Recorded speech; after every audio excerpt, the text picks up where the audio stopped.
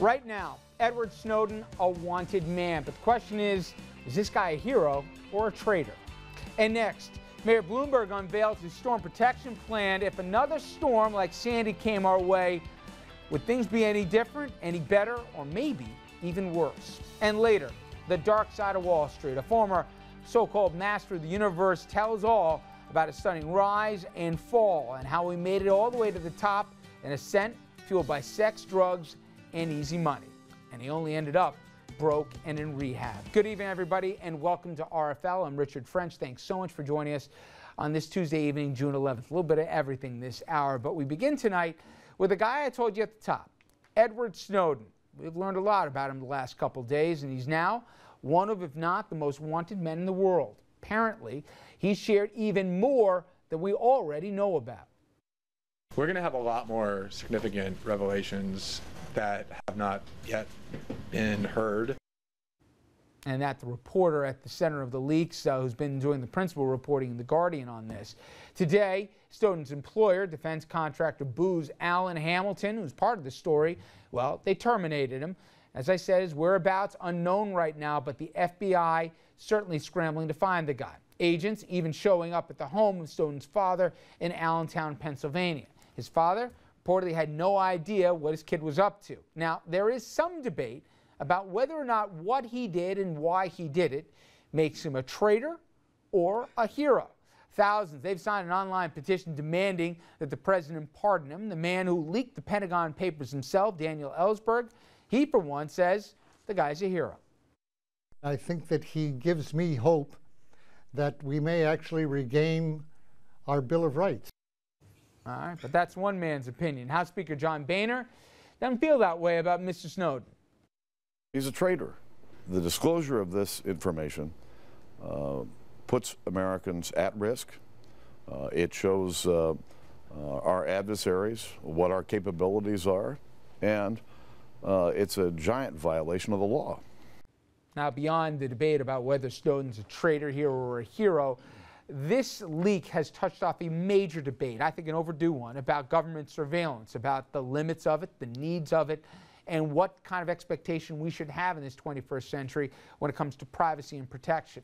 Well, today, 8 senators introduced a bill to end a secret law governing NSA surveillance programs. I want to bring in our panel on this. We got Dominic Carter, political journalist, author, Brandon Bryce, Republican strategist and columnist for the Washington Times and community section, and Andrew Whitman, our senior political correspondent. All right, before we get to the guy, let's get to the program. I got these guys' perspectives yesterday, and this is the developing story, but from your end, with what you learned, right. And if conservatives have said anything over the last few years, it has been government overreach, government interfering in people's private lives. In fact, one of the biggest critics of the program that we've learned has been none other than Rand Paul, who says that our founding fathers basically would be spinning in their graves. With what you learned to the extent of what the NSA their reach is with this program, from both emails to calls to everything in between,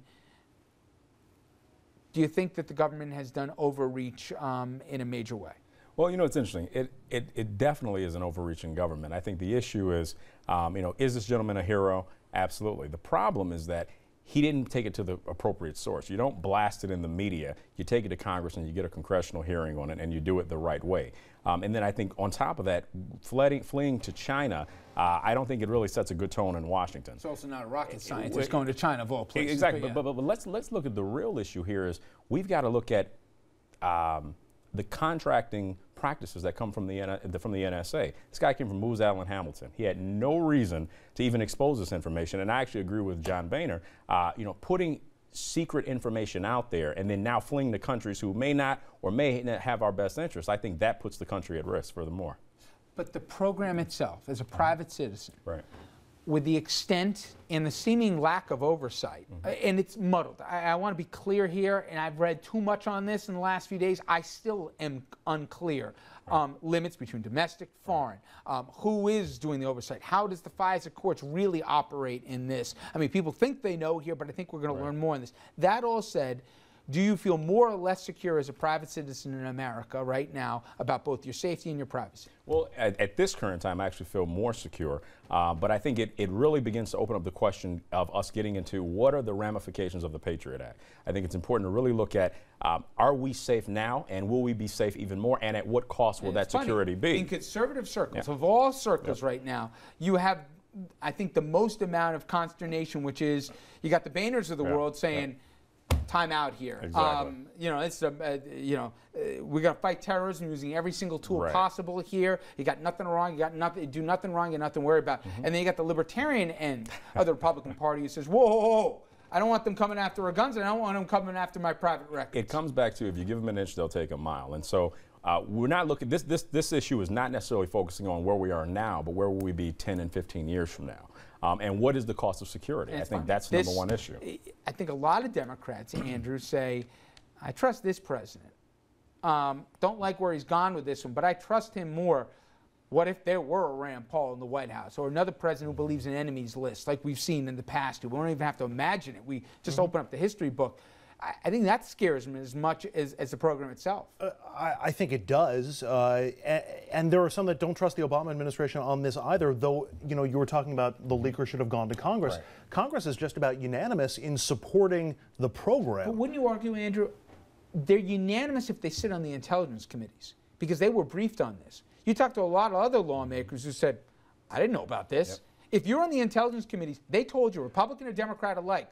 If you weren't on the committees, you didn't have a need to know, it seems. Well, but we're already hearing from leadership of both parties that says if you're in Congress and you didn't know about this, it's not because we didn't tell you, it's because you weren't there listening or you weren't paying attention to the information. The word that we're getting from leadership is still that everybody was informed on this all the way around. I think a lot of people kept their objections who are coming out now in check because of the security on top of it.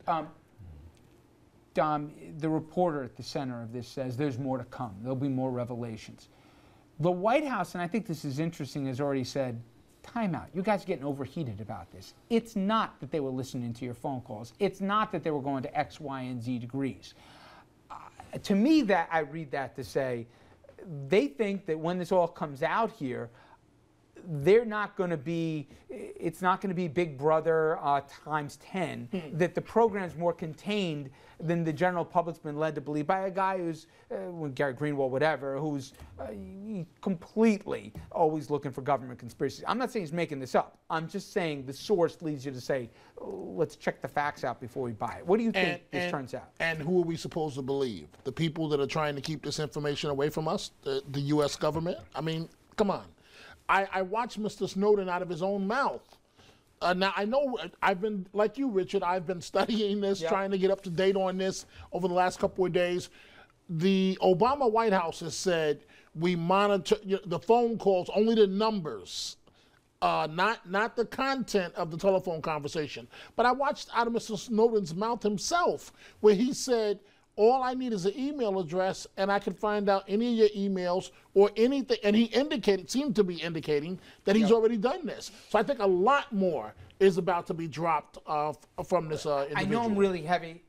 Just give me 1 second. I apologize for this, but there was something that Dominic just said that reminded me of a column in the Times today from David Brooks, if you guys saw it. And I want to take one little caption of it and really quickly get your reaction to it. David Brooks, who I don't usually agree with most of what he has to say, but on this one I thought it was interesting. I know Andrew, this one drove him crazy, but he said in part, and I'm paraphrasing, if you live a life unshaped by the mediating institutions of civil society, and he prefaced this by giving Snowden's background. This is a guy who dropped out of high school, didn't finish community college, didn't finish his stint in the military, he goes on to say, if you're like this guy, perhaps it makes more sense to see the world a certain way.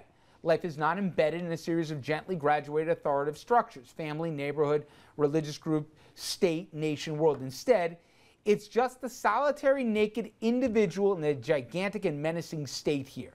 This lens makes you more likely to share the distinct strands of libertarianism that are blossoming in this fragmenting age. The deep suspicion of authority, Dominic, the strong belief that hierarchies and organizations are suspect, the fervent devotion to transparency, the assumption that individual preference should be supreme.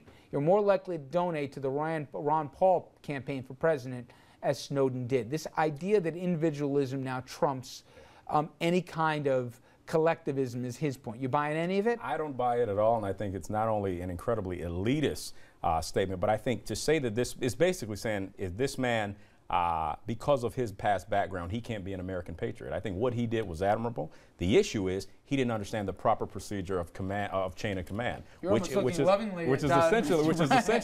essentially going back to say who is the appropriate people to report this issue to begin a thorough investigation. Richard, the more appropriate question, I don't understand half of that New York Times piece, to be honest with you, the language, but the more appropriate question is, how does someone go from being a high school dropout to I can't pay that one either. out of the Making military $200,000 and making $200,000 with apparently a top-level security clearance? How is that possible?